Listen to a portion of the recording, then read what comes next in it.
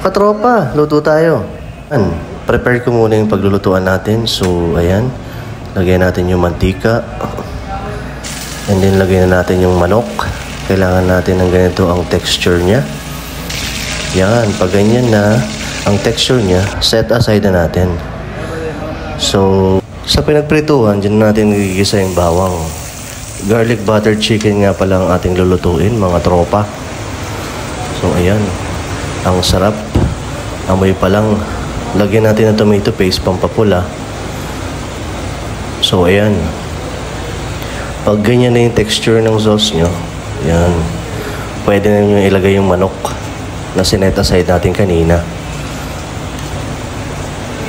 Lagyan na natin manok. Aray ko. Tinamaan pa rin. Tumansik.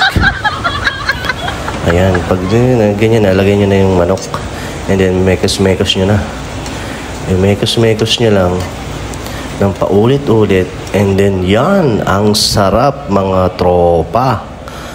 Taob na naman ang kanin. Bye.